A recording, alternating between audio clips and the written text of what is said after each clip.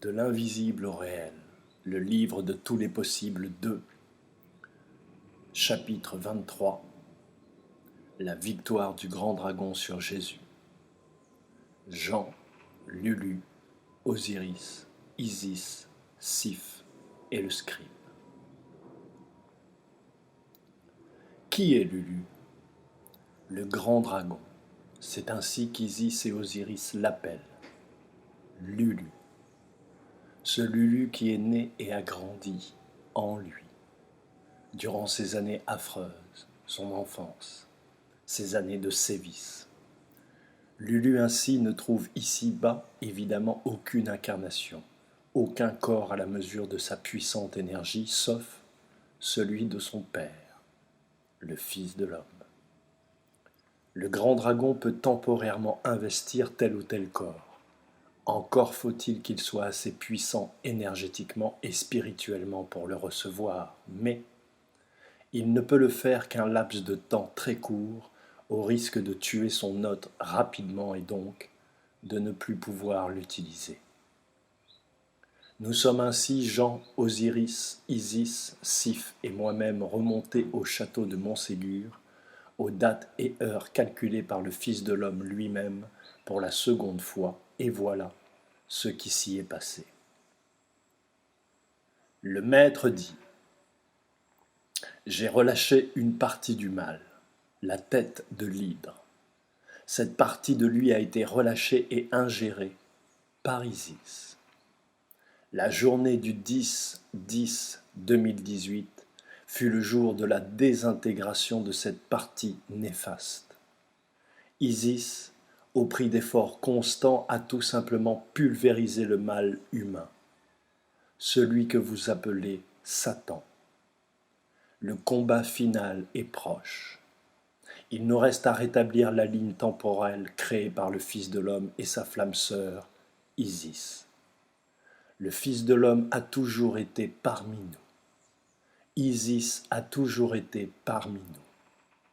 Par amour pour ses enfants et sa promise, le Fils de l'homme s'est imposé le voile de l'oubli à lui-même.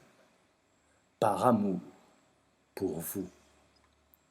Les archontes, via leurs régents terrestres, les Illuminati et autres esprits reptiliens de ruches qui se logent au-dedans et passent par les eaux antarctiques du cœur des humains, dont l'âme se dénature et se désintègre ainsi chaque jour, le cherchent assidûment depuis des siècles, connaissant eux l'histoire réelle telle qu'elle se déroule à chaque cycle divin.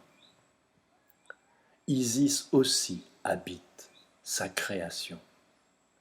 À Montségur fut leur chute, celui du Fils de l'homme et d'Isis, leur plus longue séparation.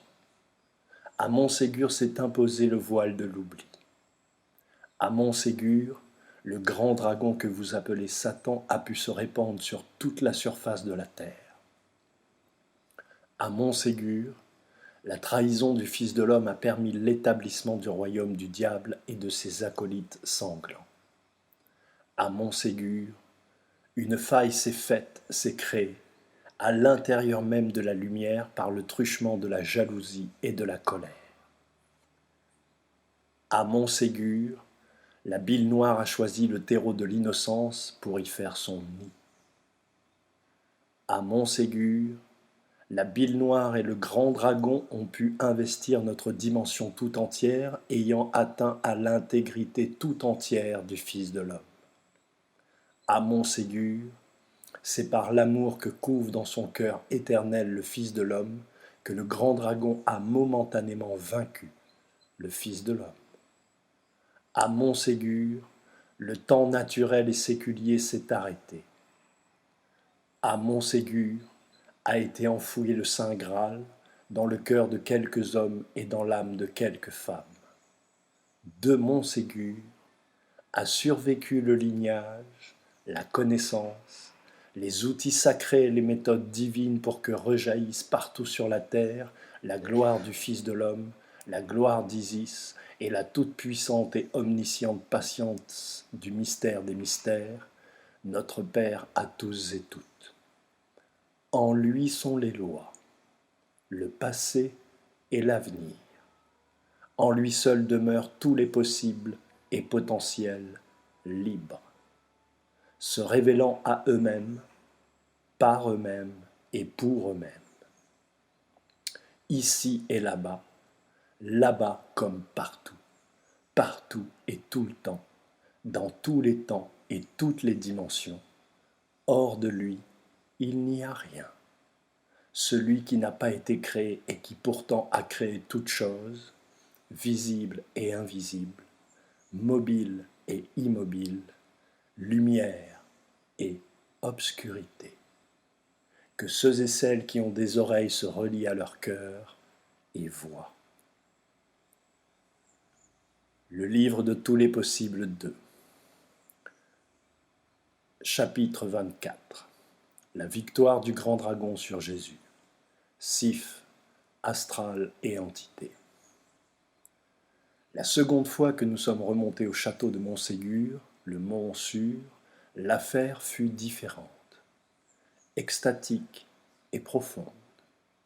Nous avions avec nous quelques 17 crânes de cristal de taille et de fonction différentes en vue de canaliser les mémoires du monde ici et maintenant, au château, de canaliser l'énergie du Fils de l'homme afin qu'il puisse faire ce qu'il devait, et afin de nous protéger aussi. Les crânes avertissent leurs propriétaires lorsque quelque chose de non bienveillant dans l'invisible s'approche de lui. Nous y étions montés cette fois-ci avec Sif, la jeune adolescente blonde et amoureuse de moi, et qui s'était fendue, ouverte par le haut et décorporée à l'instant où le Fils de l'homme avait été poignardé. Sif avait rejoint le groupe et intégré la petite chambre d'amis que je lui laissais au profit d'une petite caravane installée dans le jardin, à côté du petit chalet où Jean avait installé ses quartiers. Sif est arrivé avec un chat, malade, peureux, craintif, soumis, comme l'esprit qui habitait Sif et que je n'arrivais pas à définir ni à visualiser. Je compris à la fin que le grand dragon, alors enfermé dans le Fils de l'homme, jouait là son dernier va-tout avec moi. Sif est une petite blonde, très sexy, dont je visualiserai dans l'astral l'entité féroce qui l'habitait encore à ce moment-là, et bien sûr en lien avec l'épisode cathare de l'époque du château de Montségur. Sif se posa à côté de moi tout en me disant « Je regarde tes vidéos depuis pas mal de temps et j'ai senti comme un appel, comme si on se connaissait depuis toujours, comme si nous étions liés. C'est ton regard que j'ai vu dans une vision il y a longtemps. Je sais que ce sont tes yeux que j'ai vus. Je t'avoue ressentir étrangement et indiciblement la même chose.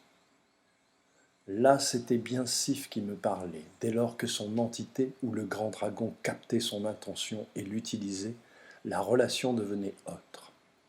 Elle cherchait indiciblement à me déstabiliser en m'accusant de tel point sur mon attitude ou de tel autre sur quelques mots, pourtant prononcés spontanément et sans arrière-pensée, jusqu'à ce que je comprenne que quelque chose de plus profond se jouait. Nous étions, le Fils de l'homme, Isis, Jean, Sif et moi, assis autour de la table du jardin. J'étais ainsi en face de Sif qui plongeait dans mes yeux comme pour capter plus que mon attention, mon énergie. Je me raidis sans me fermer. Je coupais simplement la connexion et cet écoulement d'énergie. Je fermais le robinet en quelque sorte. Je sentis alors que quelque chose à l'intérieur de Sif se raidit encore plus. Quelqu'un n'appréciait pas qu'on lui résiste. D'un coup d'un seul, je vis des cisailles, telles que celles du film Édouard aux mains d'argent, mais en termes de taille capables de découper un corps entier si ces cisailles se trouvaient dans les mains d'un géant. Je pense au film Édouard aux mains d'argent car ces cisailles étaient en or et en argent, avec des boutons sculptés tout en cuivre.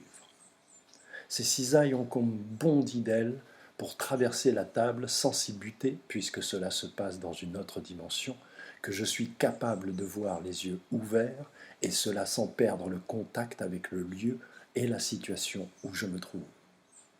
Voilà que l'entité cherche maintenant à me cisailler la taille, ce qu'elle est parvenue à faire en partie, tout simplement parce que choqué par cette vision soudaine et magnifique, en même temps je perdis quelques secondes à l'observer, et parce que Sif tentait de me maintenir avec son regard comme des mains fortes vous saisiraient physiquement afin que vous ne détourniez pas votre attention d'elle.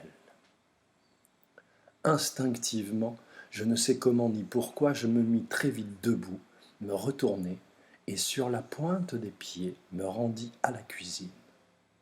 Je marchais sur la pointe des pieds. D'où m'est venue cette idée? Je ne sais pas, mais je sentis en moi tout mon être se reformer, se régénérer, se rétablir. Je pris un verre d'eau, toujours sur la pointe des pieds, le bus, puis je retournai m'asseoir évoluant toujours sur la pointe des pieds.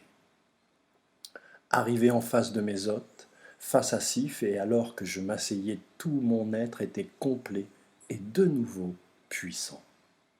Je sentis que Sif était revenue à elle-même. Je demandai à la tablée qui me regardait, en attendant une parole, quelque chose de moi.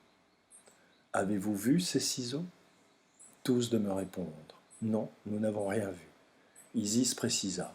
« À part une quantité énorme d'énergie s'échanger entre vous. » J'ai pu voir le Fils de l'homme devenir invisible en soignant simplement sa vibration.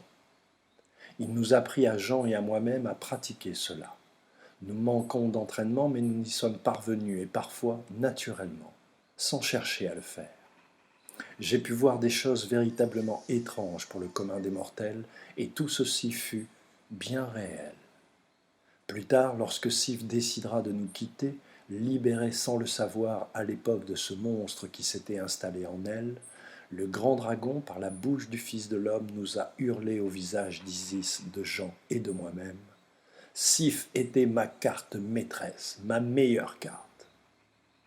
Je compris aussi ma responsabilité originelle dans la situation malheureuse de Sif. Mon rejet y était pour quelque chose, le rejet de son amour que je ne pouvais recevoir dans ce cycle-ci avant que nous ayons réglé le passé et ses incidences sur notre présent à tous. Je demandai le soir même au Fils de l'homme, et alors que nous étions lui et moi seuls. Poto. Oui, je l'appelais Poto. Oui, je sais, cela peut paraître forcément intantiné, décalé, mais c'était mon surnom juste pour lui. Sûrement une façon de m'approprier ou de me confirmer à moi-même un peu plus la réalité de notre relation. Dis-moi, Poto, est-ce que tu me donnes la permission de couper la tête de l'entité qui habite Sif? Je ne peux pas le lui demander à elle directement, et tu comprends pourquoi. Et en outre, nous sommes liés. À l'époque, elle était trop jeune pour comprendre les implications et la force créatrice des sentiments qui l'habitent dans l'environnement qui est le nôtre. Depuis, selon ses propres aveux, elle a passé sa vie à être une esclave sexuelle particulièrement douée et appréciée des monstres.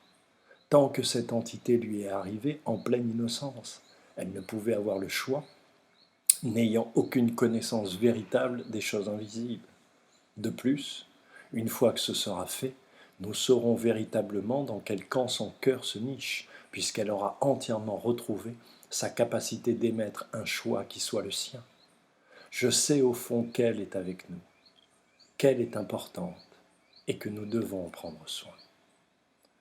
Le Fils de l'homme qui était bien le Fils de l'homme et non Lulu, j'avais quelques moyens secrets et personnels pour le vérifier en le titillant de certaines façons qui le faisaient réagir, en employant certaines formulations verbales pleines de cynisme ou en manifestant certains tics morphologiques très précis dont seul nous gratifiait le grand dragon dès qu'il arrivait à s'imposer au Fils de l'homme. Lorsque celui-ci est épuisé et que sa vigilance est bien moins sûre, moins fiable, moins grande que d'habitude.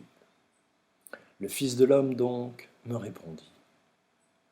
Si tu sais ce que tu fais, alors je te fais confiance. Elle est habitée, c'est visible. Quel est le rôle de Sif? Qui est qui? À toi de le comprendre, scribe. Elle est venue pour toi, pas pour nous, Isis et moi. Fais ce que ton cœur te dicte, sinon elle repartira avec son mal et en sera quitte pour un nouveau cycle. Seul toi peux effectivement la sortir de là où elle est, de là où elle s'est mise par ton biais involontaire, certes, mais tu es le seul à qui implicitement elle a déjà donné son consentement. Comprends-tu? Oui, maître. Ah, je t'ai déjà dit de ne pas m'appeler maître. Pourquoi m'appelles-tu maître? Par respect, maître. Le Fils de l'homme se mit à rire et me dit joyeusement: Tu fais chier, scribe. Tu imagines si tu m'appelles comme ça dans la rue? Ah non, pas ça, appelle-moi poteau, je préfère. Bonne nuit alors, poteau. Bonne nuit, scribe. Les dieux incarnés véritables détestent que les humains leur fassent des salam-alek honorifiques. Ces immortels se considèrent comme nous. Le Fils de l'homme aimait à me le répéter. Ces imbéciles d'Illuminati, s'ils me trouvent, me disséqueront comme un animal pour voir comment est fait un dieu, mais je suis fait exactement comme vous. Ce n'est pas là que ça se joue. C'est énergétique, avant tout. Sinon nous sommes comme vous, exactement pareil, puisque vous êtes nos fidèles et parfaites répliques. Je rentrai m'installer dans ma caravane. Je m'allongeai sur ma couverture, au symbole imprimé d'une fleur de vie que le Fils de l'homme m'avait offerte et que j'ai moi-même plus tard offerte à ma tante, qui est donc aussi ma mère porteuse, Matt. Et cela en Guadeloupe. Allongé sur le dos, les bras croisés derrière ma tête, mes yeux grands ouverts vers le plafond maussade de cette caravane d'occasion, je me concentrai sur Sif et son entité. J'ai une capacité de concentration rapide et assez puissante parce que je me suis entraîné. J'ai lu des livres entiers debout dans des grandes surfaces au milieu du chaos, de la radio, des messages publicitaires, des âmes qui se bousculent et se dépêchent de ne pas laisser un produit dont il pourrait avoir envie mais qu'il ne connaît pas encore, et que ne sais-je encore comme altération vibrationnelle et sonore liée au conditionnement commercial humain. S'entraîner en écoutant votre interlocuteur attentivement et en lui répondant, tout en écoutant en parallèle une conversation se tenant derrière soi et à laquelle on est étranger. M'entraîner en effectuant toutes sortes de travaux spirituels et ou intellectuels au milieu de mon salon alors que ma fille s'y trouve et y joue, en regardant la TV, pendant que sa mère lui parle au-dessus de ma tête en haussant donc un peu le ton pour couvrir le dessin animé sur lequel ma fille chante. Toutes ces choses d'apparence anodine vous entraînent fortement, vous entraînent pleinement du moment que vous y consentez, du moment que vous en avez conscience, du moment que vous ne vous dites pas: Chérie, ne pourrait-on pas éteindre ce maudit téléviseur? Nos amis banquiers appellent cela l'efficience. Toute chose existante est nommée, venant à l'origine de l'invisible, il doit exister une efficience de l'abstrait, une efficience de la spéculation comme l'est par exemple l'UCC. Le film de mon voyage astral commença de lui-même et d'un coup. Il n'y a jamais d'étoiles dans le ciel de l'astral. Un noir profond y règne, un profond noir que l'on ressent comme quasiment infini. Et puis je la vois, Sif flotte dans l'espace noir. Elle flotte comme évanouie. Je descends et me rapproche d'elle, puisque dans l'astral nous volons, nous ne marchons plus, et me poste face à elle. Je pose mes deux mains sur son épaule et lui dis: Je suis là, Sif, ça va aller, je suis là. Veux-tu que je te débarrasse de cette entité ici et maintenant? Elle est comme bâillonnée par un masque de cuivre et de fer posé sur sa bouche. Ses yeux semblent m'appeler à l'aide. Je l'observe un moment et décide de considérer ce qui me semble vraiment dans ses yeux, son œil, être un appel à l'aide profond. À ce moment précis, celui où mon cœur décide de passer à l'action, mon épée en main, je vois l'entité bondir du corps de Sif. L'entité a essayé de me surprendre. Cette entité ressemble à un tigre, mais un tigre de feu.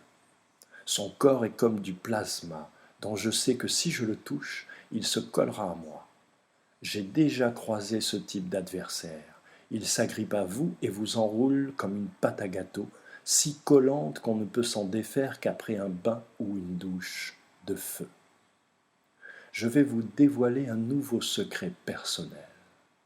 Dans l'astral, et cela en rapport avec la nature de qui je suis au-delà de ce cycle fini d'Osiris, d'Isis et d'Horus, qui ne sont que nos incarnations temporaires et nécessaires dans cette dimension et dans ce temps précis, j'ai aussi la capacité de cracher des flammes par ma bouche.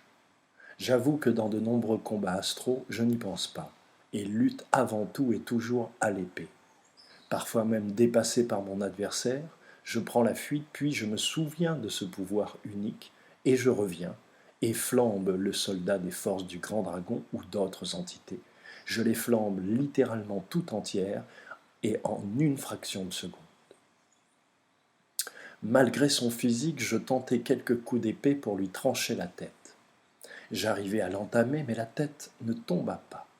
Par contre, l'entité s'était agrippée à moi, hors du corps de Sif qui flottait à côté de nous sans même avoir l'énergie de nous regarder. L'entité, elle, commençait à m'envelopper avec son corps plasmique et lumineux. Je m'extirpai d'un coup sec par un envol fulgurant vers le haut. Je plongeai vers lui, ma tête la première, ouvrai ma bouche et expulsai une gerbe de feu rouge, jaune et orange, comme le feu d'un four de métallurgie. L'entité, comme à chaque fois, disparut en quelques millièmes de seconde pour ne laisser flotter que quelques petites braises comme celles qui s'échappent d'un feu de bois, ces minuscules points incandescents qui montent dans le ciel et s'évanouissent aussitôt dans la nuit. Je regardai quelques instants si aucune réapparition ne se produisait. Tout est possible dans l'astral. L'astral est une jungle sans nom. Puis je redescendais vers Sif qui flottait toujours, mais dont le regard avait changé. Elle avait à nouveau de la vie, de l'énergie en elle et pour elle-même. Sif est une bombe d'énergie, une proie enviée tant son énergie est puissante, toujours disponible et son cœur bienveillant au fond. Profondément bienveillant et généreux. Je la regardai encore quelques instants. Elle ne semblait pas me voir réellement. Elle était en elle-même, comme si elle se retrouvait et retrouvait son corps dans le même temps. Je décidai de rentrer dans ma caravane, plutôt fier du travail accompli. J'ai su à ce moment que ses yeux me diraient le lendemain, en plus de son attitude, si oui ou non j'avais réellement vaincu l'entité. Je m'endormais. Le lendemain, Sif décida de nous quitter. Elle était en colère, me parlait comme si nous étions en couple, ce qui n'était pas le cas. Elle allait bien.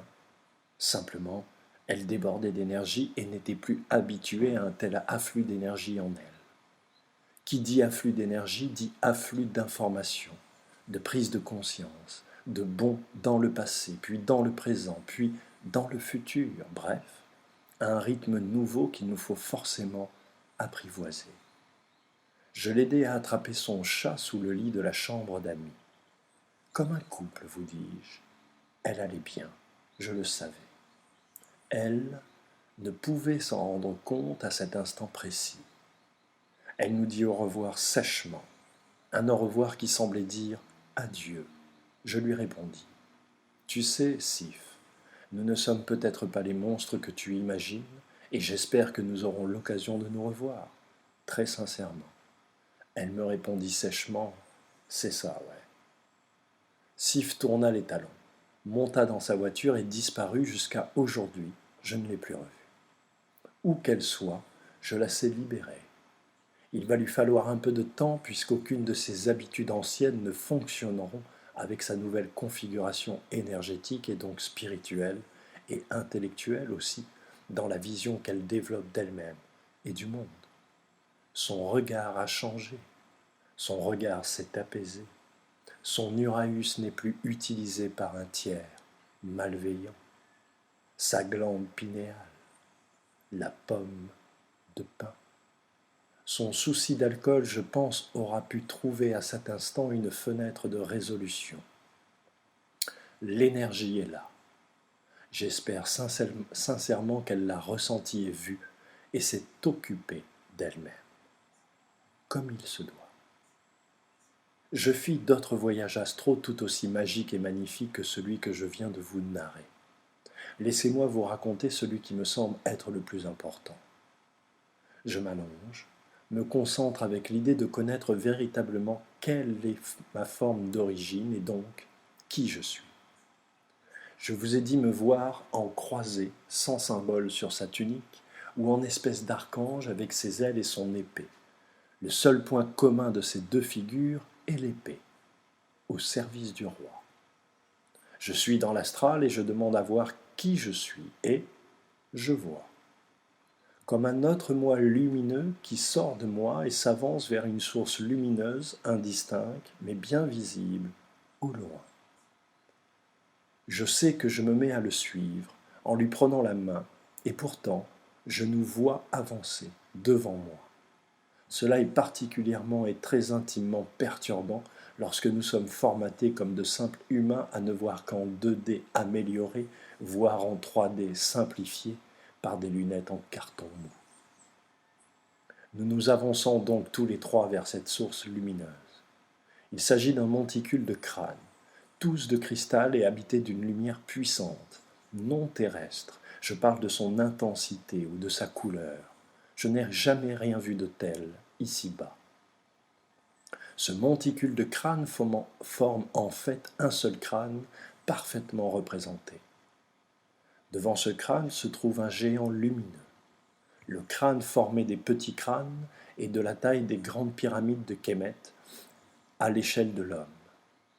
Ce géant à la couleur grisâtre est assis dos au crâne géant et face au vide, comme s'il attendait des invités nombreux, multiples et constants. Le géant est assis un peu dans la position du penseur de Rodin, et je ressens en lui une connaissance qui me dépasse, qui m'impressionne aussi, énergétiquement parlant. Je ressens que cet être abrite des conceptions de l'univers et une connaissance intemporelle de tous les univers que nous ne pourrions comprendre et encore moins imaginer. Je m'arrête, moi, l'observateur, et regarde mes deux moi se tenir la main et s'avancer vers le géant grisâtre. Le géant les regarde. Il semble leur dire quelque chose. Il se retourne, saisit un petit crâne et en confie un à chacun. Le géant leur livre ce que je comprends être un dernier conseil, et chacun leur tour, mes deux moi, plonge dans le vide et le noir infini pour une destination que je ne visualise pas. Je plonge à mon tour pour tenter d'en suivre au moins un, mais il me distance rapidement, malgré mes capacités de vol que je sais être excellentes. Je m'arrête et réfléchis. Je flotte dans le noir profond. Rien autour de moi, rien à l'horizon. Je décide de faire ce que les anciens nous apprennent. Je regarde et fixe mes mains. Si cette forme est bien la mienne, alors je continuerai à voir mes mains sous le même angle de vue. Si ce ne sont pas mes mains, mais une représentation de moi-même, de mon état de conscience, le point de vue changera et je vais me retrouver au-dessus de moi-même. Je fixe mes mains une première fois, alors que j'ai la forme d'un croisé. Je me retrouve à m'observer d'en haut. Je me concentre alors que je suis l'archange et je fixe mes mains une seconde fois. Je me retrouve à m'observer d'en haut. Je me concentre et me dis « Retrouve ta véritable forme et regarde ». Je lance mes mains et je vois. Ce sont celles d'un dragon. Le point de vue ne change pas. Mince, je serai un dragon. Tout s'explique. Je vole comme un dieu et je crache du feu. Les dragons sont liés à la connaissance, à l'origine du monde et des mondes, ainsi qu'à la protection de la vie sous toutes ses formes. Chez les dragons, il y a différentes castes ou familles. Je suis moi un dragon solitaire. Je ne vous dirai pas lequel, mais vous avez assez d'éléments en plus des indices explicitement laissés plus haut pour apprendre et savoir quel dragon j'ai toujours été. Je me mis à virevolter comme un enfant au milieu du noir profond de l'astral, de joie. Non pas d'être ceci ou cela, mais d'avoir pu savoir qui j'étais originellement, au tout début de mon existence, d'avant ma forme humaine incarné. Je compris la crainte que je percevais les entités ressentir dans l'astral lorsque je m'approche d'elles pour les combattre. Je compris pourquoi je sentais les êtres se cacher à mon arrivée dans le profond noir de l'astral et rester comme le sont les insectes lorsqu'ils se sentent en danger, immobiles et silencieux.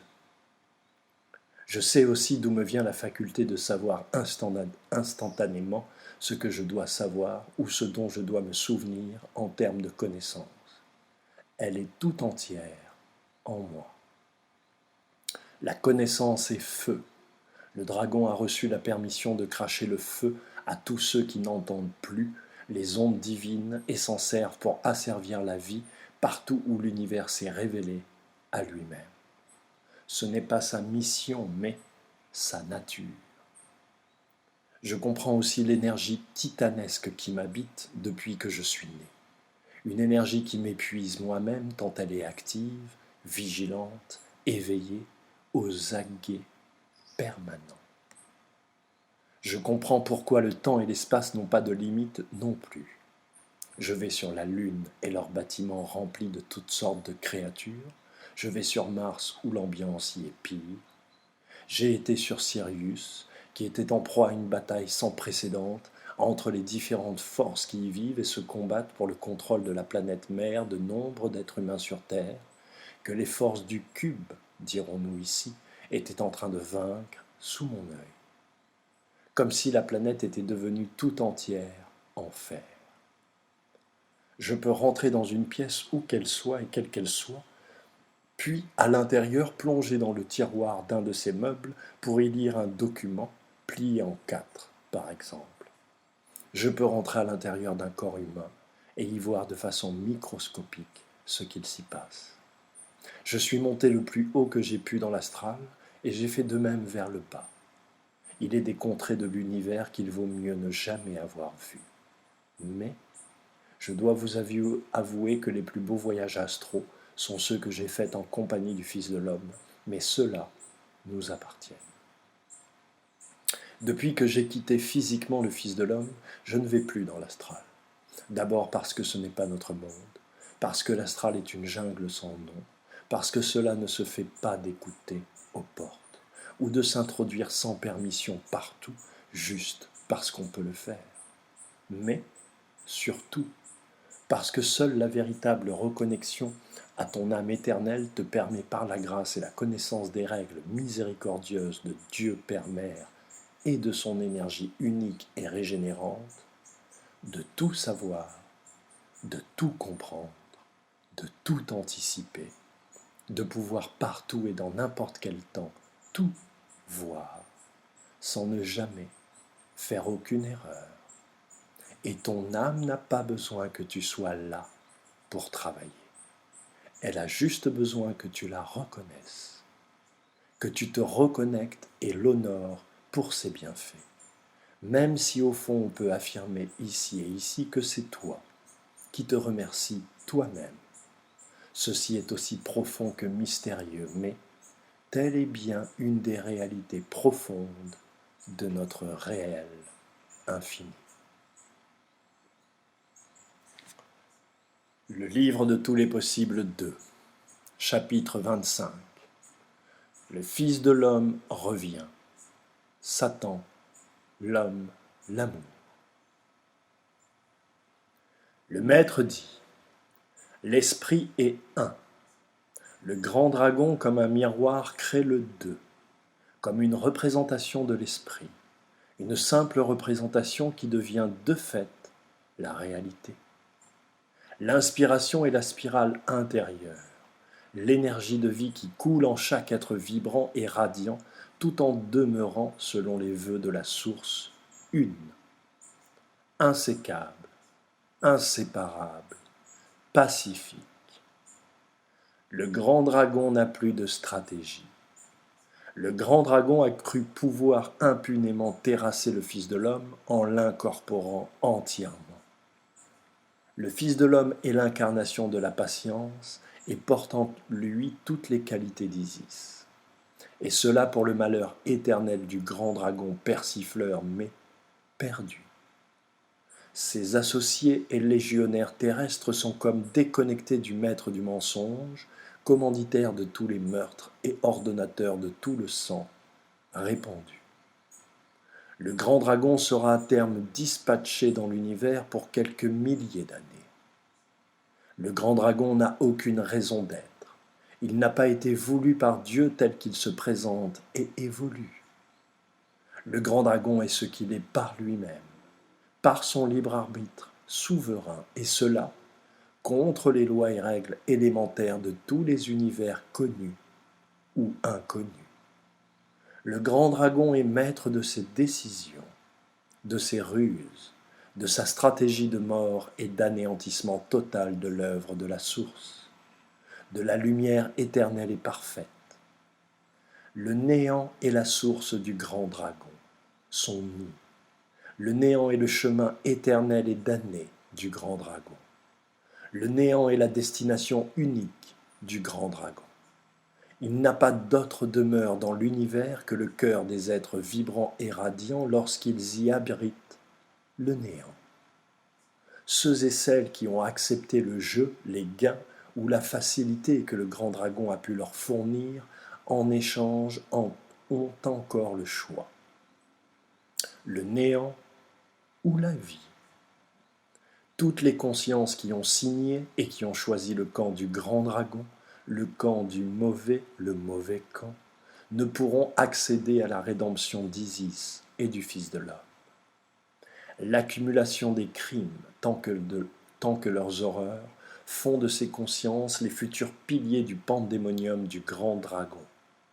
Vous serez pour l'éternité ou pour un nouveau cycle, et sans voile de l'oubli, soit les braises, le bois et l'huile des feux de l'enfer, soit de simples mets pour les alliés indéfectibles du grand dragon, toutes ces races hybrides, fruits d'esprits fracturés dont le vampirisme, la ruse et le néant sont les seuls arguments.